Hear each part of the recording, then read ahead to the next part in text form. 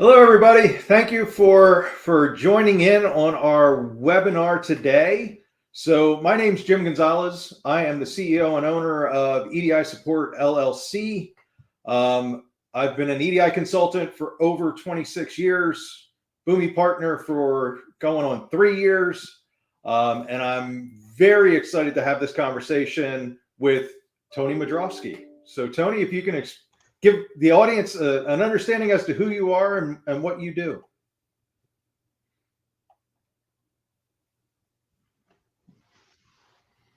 All right. Hi, everyone.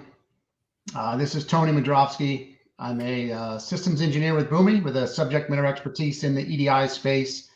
Been with Boomi for 5 years in this role. Prior to Boomi, spent 20 plus years working in integration, working as an EDI service provider.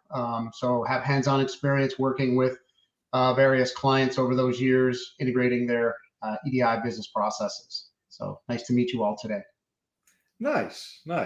So today, what we're going to be, myself and Tony are going to have a conversation about, and we'll see any comments or anything that come in from various aspects of where people are checking us out from. Today, we're going to be talking about, is your EDI provider failing you? It's a big thing that a lot of people don't understand. They're not looking at the full picture of everything. Maybe they're looking at a certain segment, maybe they're looking at certain pieces, but they're not looking at the big picture. They're not looking at everything that's involved when you have poor levels of service, platforms, resistance, all of those things that we're gonna jump into today. So one of the first topics that we want to talk about as a subtopic is why partnering with the right EDI provider, why does it matter? So, Tony, if we're looking at just that subtopic and we're looking at why does it matter, what are your thoughts, or what kicks off when you're thinking of why does it matter? So in my experience, right, why does it matter? So first off is, you're going to be partnering with a company that is essentially going to be an extension, right, of your business, right? So they're going to be handling all of those integrations with your customers, suppliers, vendors, right, whoever. So essentially they're representing your company, right? So you want to ensure that you're choosing the right partner, right? So things like, responsiveness, reliability, efficiency, right? Those are the things, right? Industry experience, right? Do they have the right industry experience, right? So there's the technical side of integration, and then there's the business side. If you're in healthcare, do they have healthcare experience? If you're in logistics, do they have logistics experience? So those things matter, right? When it comes to the day-to-day, interactions that I've seen. Then there's the technical side, right? Can the platform, do what I need it to do? Does it support the right document types? Does it support the right connectivity to those ERP systems that I need to integrate? Does it, is it future looking, right? Is it planning for the future with new technology? And so those are some of the very important things I would say that you need to take a look at as you're evaluating. Yeah. So I mean, you're looking at, are you compliant? Can you be compliant for what they're asking for? So there's rules and things that are coming about that your EDI provider or solution that you select needs to make sure that it can make those compliancies. You have the Drug Security Act. You have the Food Administration is putting out another one that's coming up, FSMA 204. You have those different things of, can your EDI provider give you smooth operations? Can they be compliant? Can they enable you to grow, or are they inhibiting you from growing?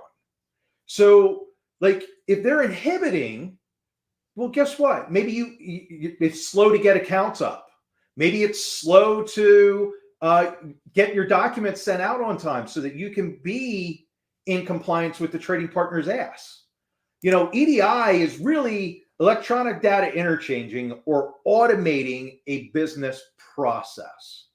So when you look at people always say, oh, if you look at my website, I hate EDI. I've heard it for the last 26 years. Everybody hates EDI. I mean, Tony, how many times have you heard people say to you, oh my God, I can't stand EDI. Why would you want to deal with that? How can you deal with that? Are you a glutton for punishment? Like, over your years of experience?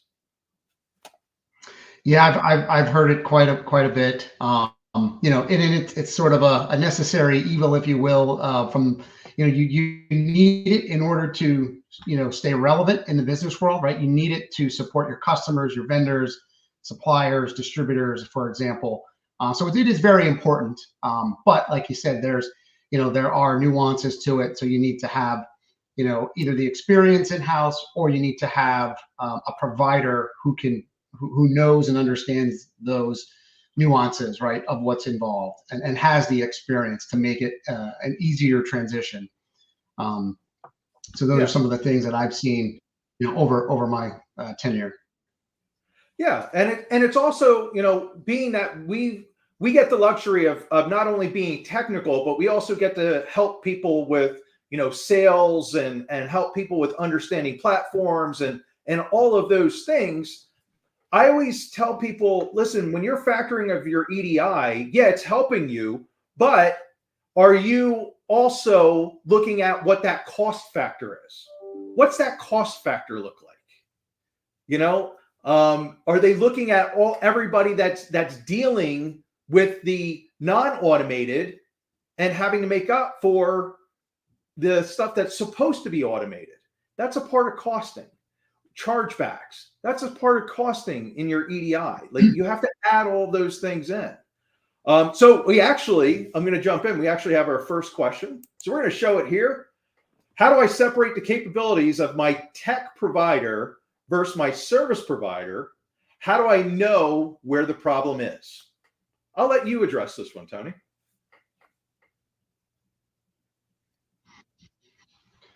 So let's see. So how do I separate the capabilities of my tech provider versus my service provider? Well, okay. So I guess, looking at EDI tech providers, what are the technical capabilities that they support, right? What kind of mapping tools can they handle complex mappings, right? From a technical perspective, or do I have to write code? Is it easy? Or is it very difficult to maintain and support? Do they support the correct document types, versions, the ability to maybe route and connect? So all the technical things, like, so how do I differentiate that versus my service provider? Well, the service provider is going to be the one who's going to implement that, right? So, really trying to look through and see, okay, is this an issue with the service provider, meaning they don't have the experience, right? Or maybe they're doing things in an inefficient way. There's a better way to do it more efficiently, which will help, with my business. So I would say, like, you kind of have to look at each, look at your situation, look at your, perceived problem, and try to kind of figure out, is this something more so on the process side, business process, or is it a pure technical gap? I mean, the company I used to work for, like, we used to come up against technical gaps all the time because each business has different customizations needed. But a good provider will work with you on that, right? They will look at those things, try to fill those technical gaps, come up with ways to solve those problems. And again, kind of going back to that experience, right? Are they experienced? Have they seen these types of gaps before? Is it something that they've addressed in their technology, right? A good provider will continue to make technological updates to their platform to solve these problems, because if you're experiencing it, most likely others will be too. But if it is a customized thing, they will work with you. A good one will work with you to try to figure out the best and most efficient way to solve that. So, yeah. So I mean, it really comes down to that nature of flexibility. Is your tech stack able to have anything thrown at it? So tech provider, they're giving you the software. Can it do CSV? Can it do ANSI X12? Can it do Edifact? Can it do XML? Can it do all the different flavors of a file, or is it narrow fitted? And then you look at your Right. providers or your implementers, because that's what EDI support does, is we implement day in and day out. And I run up against, and I talk to other implementation teams, and maybe they're focused a little bit differently, where we're looking to provide you an answer. So what's the problem? Let's get to the root cause, and then let's figure out what you already have in place. Does that answer that? Or do we need to layer something else on? Or do we need to do a whole new lift and shift? So what are we looking at doing? And having a team of individuals that have been doing it for decades. When you're looking at a tech EDI service provider, that service provider, are they just focused on retail? Well, if they're just focused on retail and you throw something at them like healthcare, they're going to be lost. Yes, it can be amongst the same information styles of ANSI X12 and that, but the flow is different. The amount of data is different. The repeatedness of data is different. And there's a lot of tech providers that can do retail, but they can't do healthcare because, just an easy example, retail, you're typically, in our clients, and we deal with anybody from all different sizes, they're maybe 10 documents a week to 10,000 documents a week. Whereas healthcare is more like 10,000 to 1,000,000 documents a week.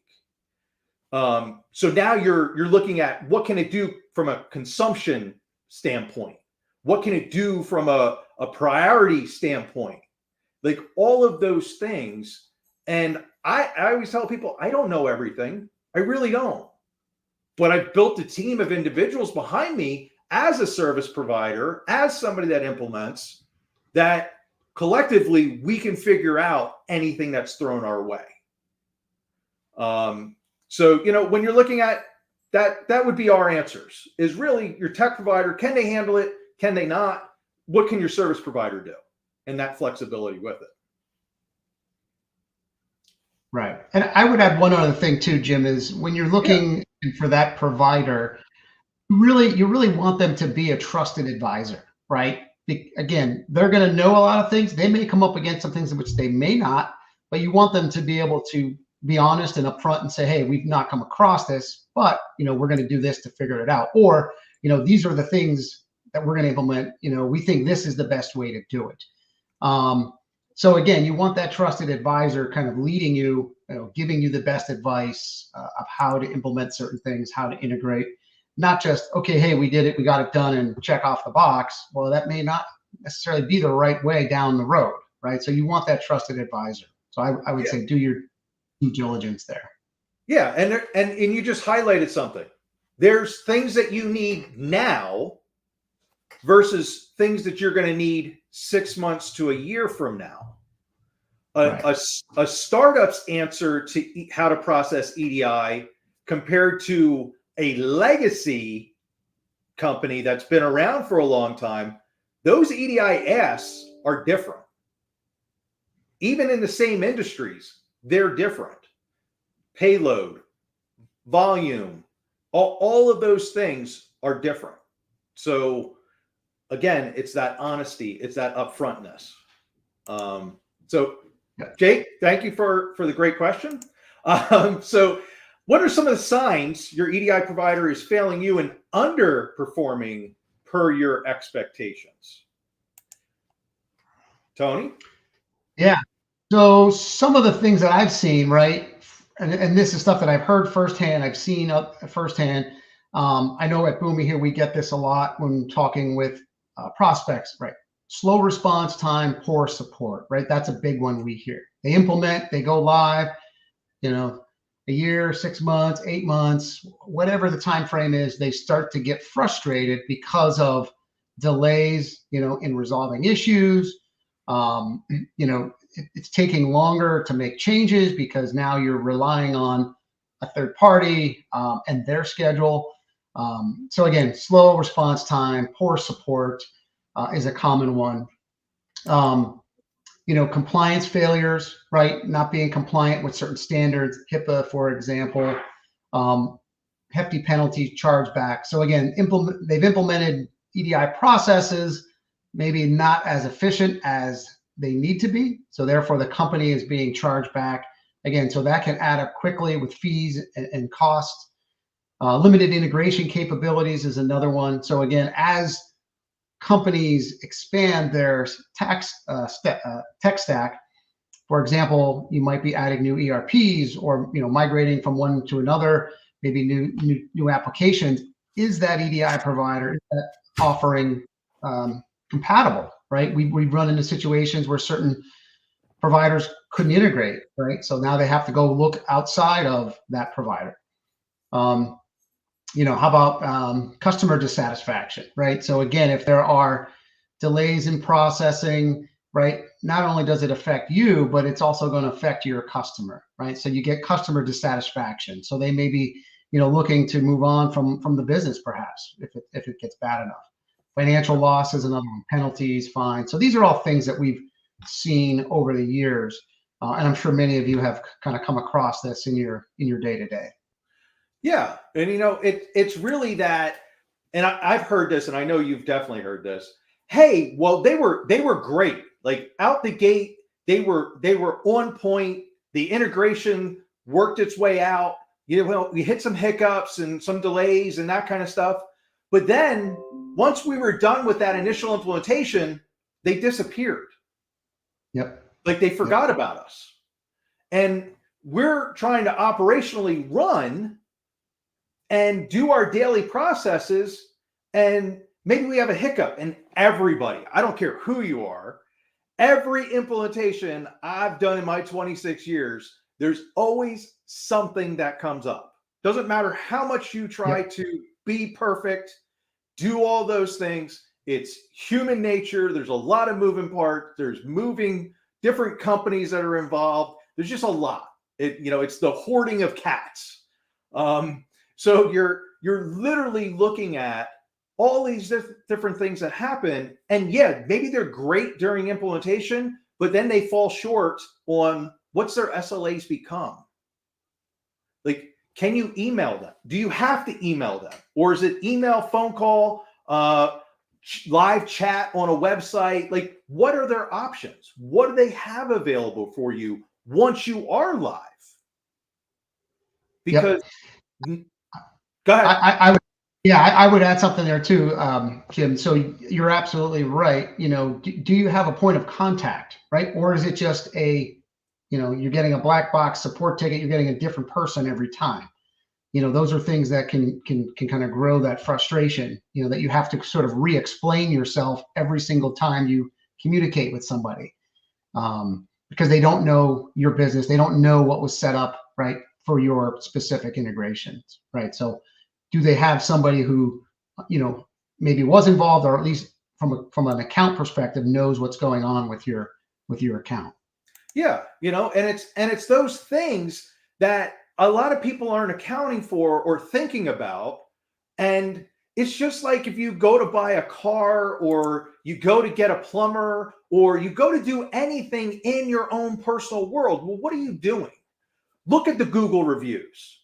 Talk to people that have actually used these people, not the people that they send you to.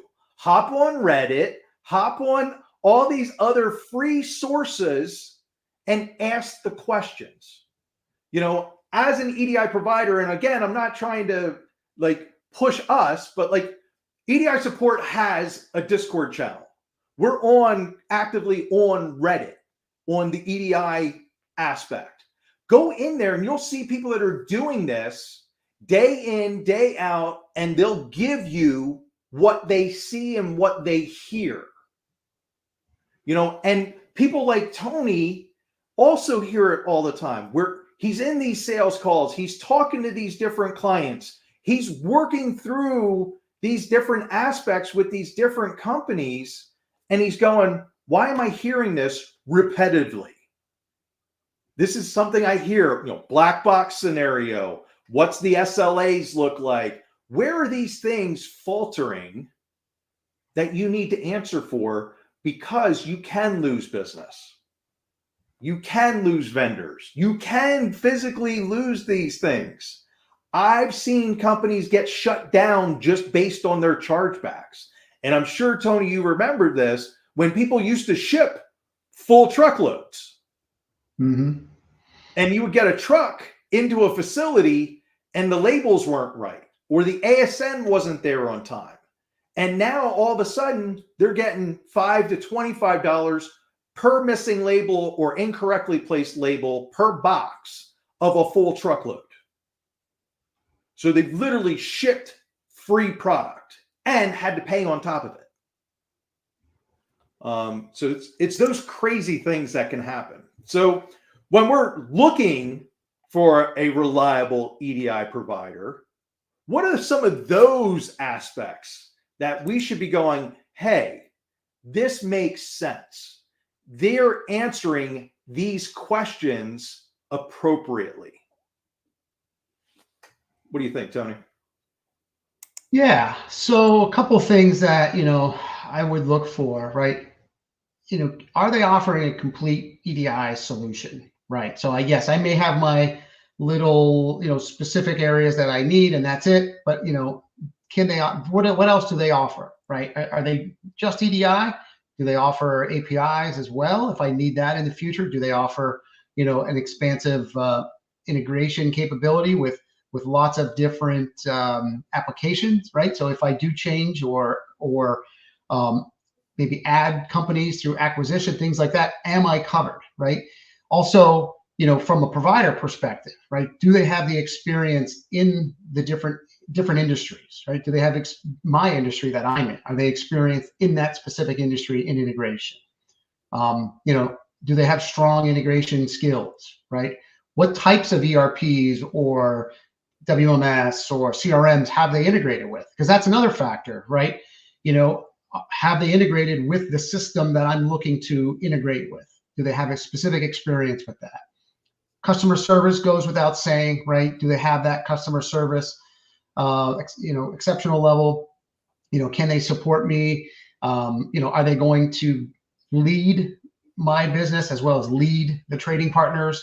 Or are they going to be unresponsive, right? So those are some things that I look for. I don't know, Jim, if there's anything else that you particularly look for.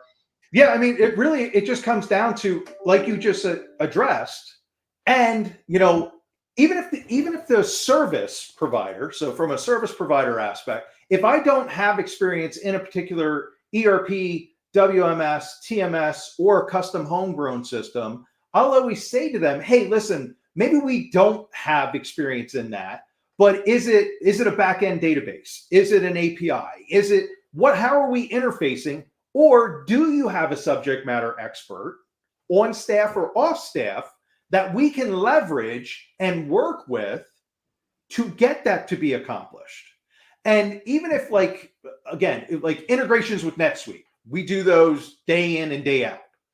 Integrations with NetSuite, I still recommend that the client has a subject matter expert, because my team should not be answering and approving sales orders or setting up things in the customer accounts. That's not what we do. We're here to move data, work with trading partners, deal with service platforms that we enable with the integration, getting all of those things and functions and features of the data moving in and out between you and the trading partners. So it's those things that people have to be accounted for. And I also really like when people say, we're not great at X. Whatever X is, if they own it up front and give you what their limitations are, that's nice. Like, to me, that's good. How do we cross that hurdle? Are you giving me a solution to that? So we have a couple of people that are saying hi. So we'll just say, how are you doing? And hello. So I always like to try to acknowledge anybody that throws a comment or a hello on us, that we can acknowledge them. So from the next thing is, now, how does EDI Support LLC and Boomi solve these challenges? So from my aspect, I think what we do as a team and as a partnership is we bring a full end-to-end solution to anybody that we work with. Boomi has the strong platform capabilities that you can throw anything at it. And we looked at it from a technical vantage over 3 years ago, me and my team, and looked at everything that's out there in EDI and API. We came to a technical conclusion of what can we leverage to get our jobs done for businesses of all kinds of industries, of all kinds of file formats, of all kinds of communication. And guess where we ended up? We ended up with Boomi, not only from a technical, but then also from a pricing and flexibility standpoint. Because at EDI Support, we have clients from startup up to 22 billion in annual revenue size. So we have to be able to answer for anything that's thrown at us and anything that's coming our way. And it's also one of the reasons is we look for flexibility. We look for where's the customer service. We look for, hey, listen, we're a la carte. So as an a la carte EDI consulting and service entity, we want to know who else has those flexibilities, because a client really needs to be able to choose how they want to work with a provider, software, or service. They need those flexibilities. They need to be able to feel as though they have the control and it's not an off the shelf, this is what you have to do in order to work with us. What are your thoughts, Tony? Yeah. No, I think you're absolutely right there. One other thing I would say is, again, going along those lines, like, using Boomi in various ways, right? It's not, off the shelf, you have to use it exactly this way, right? It is flexible, right? From how you architect it, to where you run your processes, right? Are you an on-prem business? Are you in the cloud, or are you on-prem and looking to move to the cloud? So these are all things that, come into play. The other thing I'll kind of add too is, from a versioning perspective, looking at some of the different providers out there, they have multiple versions of their software, of their platform, of their product, right? So you might be on different versions from other clients. I know certain providers have had lots of acquisitions, so they have lots of different products, right? So you have clients that are on all different types of EDI offerings from the same company, right? With Boomi and EDI LLC, right? Everyone's on the same version, right? So you're not working with different functionality. You're not working on different versions per se, right? So you gain some consistency. And at least I know from your side, Jim, from implementing wise, right? You're always implementing the latest capabilities, right? Yep. Yeah, and we're constantly looking at at these companies and at these clients, and we're saying, hey, listen, what do you want? What are you looking for? How can you have, as I call it, the keys to the kingdom, whereas though you can own it? It's not a black box. It's not set and forget, which a lot of people are like, oh, wasn't that what EDI is? Well, it is to a certain degree, but does it have error trapping? Does it have all these other things that can help you to keep an eye on it and make sure that it's doing what it needs to do? If an issue and something arises, you can either jump in, you can have a company like EDI Support jumping in there, or you can go directly to Boomi and their support, or you can go to the Boomi community, or you can go and get yourself certified for free on the Boomi platform. Like, there's a lot of flexibility of how you use either organization, and you can really, if you want to do what some people are like, oh, I'm really cost conscious. Okay, that's fine. You don't have to use EDI Support LLC when you're using Boomi. Like, you really don't. You can learn it on your own. You can get in there and you can try the platform out. Like, what's better than that? There's a lot of providers that keep all of the information behind closed doors. They keep it locked. They keep it where you're not interacting with it. And all you talk to is a salesperson. You don't talk to individuals like Tony who have been doing this for years. They're not, that's who's walking you through the demo, is somebody that's doing this or has done it. And then sometimes they'll bring in a partner like EDI support where it just adds to that next level of, hey, listen, this is what we do. This is what we do day in and day out.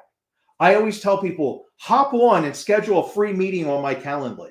If you want to talk to me, it's out there. My marketing team is good at putting my links everywhere. And I'm sure if you reach out to Boomi and you talk with the folks at Boomi, you can get somebody, not saying it's going to be Tony, but you can get somebody that can help fill in those gaps from a technical capability standpoint. And you're getting answers. Like, what more could you ask for? So those are my thoughts. You know, when you're looking at both our organizations, when you're looking at what can we do, how can we help you, we do a lot of things that we're doing for free, that we're giving you answers and allowing you and enabling you. So when we look at like the real world success stories, there's a ton of them. Real world success stories we've been talking about how people look at things and they're constantly, hey, it's off the shelf, it's not customizable or limited customization, or they're forcing me to pay per transaction, or they're doing all these different things. You know, what's a good example that you can think of, Tony? Somebody that maybe you talked to recently, that you were in a demo, you were in a call, any of those things of where they were giving you what you've seen as being a before, and then a possibility is of how you've seen it working after. Yeah, let me think. So I work with a lot of clients. You know, trying to think here if there's a specific one that comes to mind. So I'll give you an example. We had a large transportation company, right? Looking to move away from a legacy application, right? And they chose another vendor besides Boomi. They evaluated us, decided not to go with us for, again, I think the initial reason was, well, this other vendor was cheaper, right? Not by much, but they were the cheaper option. So again, they purely based it on like the cost. So they went with that, and then like 6 months into the project, the company realized there's no way we can scale with this provider. And they quickly realized that they had all these, I think it was like 600 trading partners that they needed to implement by the end of the year. So within like 6 months or something like that. They had like 2 done. They were running into all sorts of challenges, technical, inefficiencies, things like that. So they came back to the table. They talked to us. We showed them how we would solve each one of those problems, within a single demo. They actually used one of our partners to help with the migration. So not only did we move them off of their legacy system, but we also moved some of those partners off of the other system as well. Ended up doing all like 600 partners within 6 to 8 months. Completely, went from a situation where they were literally looking at, potentially losing some business or having to re-up with their legacy provider for another year because they wouldn't be able to move off. So again, showing them, hey, not only from a technical capability were we able to solve their needs, but then from, an integration, implementation, partnership, because we had the partnerships with companies like EDI LLC and many others, right, where we have the resources needed, right, in order to complete a project like that within a short amount of time. So, that's one example that kind of came to mind. And now this client, they love Boomi, they're a big advocate for us. And they're continuing to grow the platform. They're adding more trading partners. They're adding other capabilities now that they've from what they've seen within the platform. They're finding other areas within their business, right, to expand the usage as well beyond just EDI. See, that's awesome, and that reminds me of a retail organization that we started off. Basically, a lot of companies that reach out, we have a conversation. I have a conversation with them. We figure out, what are they looking for? What are their goals? What are their pain points? All of those things. What are their financial obligations? What do they want to spend? And, and I as this being a conversation, like, there's not always a right fit with my company. So my thing is, I will then try to help them to find the right answer or the right situation for them. Okay. And again, it could be money. It could be types of integration that they want to do. It could be a lot of different factors, but through conversations, we figure that out. So I confuse people because they're like, oh my God, like, you're really sending me to somebody else? I'm like, yeah, why? Because my job is really to find them the best situation, the best solution, the best things that can help them. And that's not always EDI support. That's not always Boomi. It's just being upfront, but that's what you want. And this client came to us and they basically had a provider already in place. They were doing certain trading partners. They were doing certain transactions, but they were never fully complete. They were never fully up and running with every aspect of every trading partner. Every trading partner we went down the list of, there was always an issue of things that were languished that were not taken care of. So what we did is we worked with Boomi. We showed them what the platform can do. We showed them all those things, and they said, hey, we don't really have the technical staff to do this work or to monthly monitor or to do these things after it's implemented. And I said, it's okay. So if you want, why don't EDI support can implement it? We can be available on a monthly monitoring. We can be available on an hourly service, however you want to do it. But Boomi can be the platform to get things done. And then down the road, we'll teach you. As your company grows, we'll teach you guys how to take it over, how to add trading partners, how to add documents, how to do all of these things so that now you're self-sufficient and we're out of the picture. And it blew the client away. But you know what? That client has actually had us get them out of the old provider, get them integrated with NetSuite, and then they determined that they no longer wanted NetSuite. They wanted to move to Acumatica. So we helped them move from NetSuite to Acumatica. And we got them set up with Acumatica. And we got them processing with different warehouses and all of those things. But Boomi stayed the same and we stayed the same. We just helped them along the lines to migrate, to build, to become larger. And now they have staff members that literally will reach out if they get stuck. Hey, we got a question. Hey, we haven't come across this. And they love it because they're not paying as much as they were with the first provider, and they've done these things all along the way. So it's the flexibility. It's knowing, again, having that right partner, and a lot of people that I hear always say to me, how do I know if it's time to switch? How do I know and how do I evaluate figuring out if it's time to switch? The easiest answer to that is this. If you are contemplating or talking about issues with your EDI provider, now is the time. Mm-hmm. Doesn't matter. If you're getting into EDI or you've been hesitant to get into EDI, now is the time to talk. Now is the time to have the conversations, whether it's with EDI support or if it's with Boomi, and talk through what's going on. Where's your difficulties?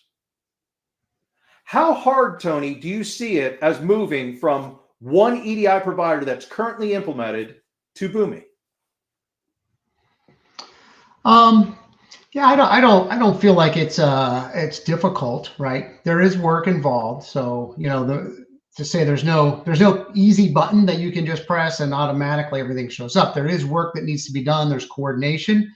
But we do it all the time, right? Your company does it all the time. We do it all the time. You've got the expertise. We've got the platform. There are some tools that we have and tools that you have to help streamline that process as well. Having the platform APIs, right, helps with automating some of those tasks and setups. We're continually investing in AI, right? So that is another feature that we're continuing to flesh out, which is definitely going to help with migration tasks, setups, things like that. So it is something though you have to commit to, right? From a business perspective, from a process perspective, is okay. We're going to make that commitment, right? We're going to put our resources toward it. Hopefully, pick the right partner and platform to be able to do that, and then commit to making that transition.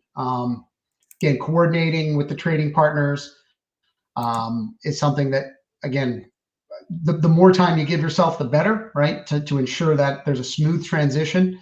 But again, if you do partner with the right company, again, Jim's team has a lot of experience with this. Boomi has a lot of experience with this, right? We can advise on the steps that need to be taken. And here's a perfect comment. Easier than I expected. Thank you, Renee. we love seeing comments like that, because again, there is work involved. You have to have a team. You have to have good project management. You have to have documentation. You also have to have your trading partners, vendors, suppliers also of the understanding that you're looking to switch. Right. Everybody some clients are always like, well, do we have to tell them? I say, if you want my recommendation, yes. Do you have to? No, I'm not going to hold a gun to your head and say you have to do something. I'm literally going to say to you, yes, I recommend it. Because now if you tell them and everybody's aware that you're switching EDI providers, you just made your life even easier, because now your vendor, supplier, trading partners, however you look at it, is already prepared. And you can say, listen, we would like to make this change. And they can say to you, hey, listen, we have a backlog that's existing. We have a time limitation of when we can make those changes. Some companies can't make the change right now. Like as we're speaking, we're in the holiday season. Some organizations do not make a change over the holiday season because they have too many moving parts over the holiday season when you're in retail. So you have to account for those things.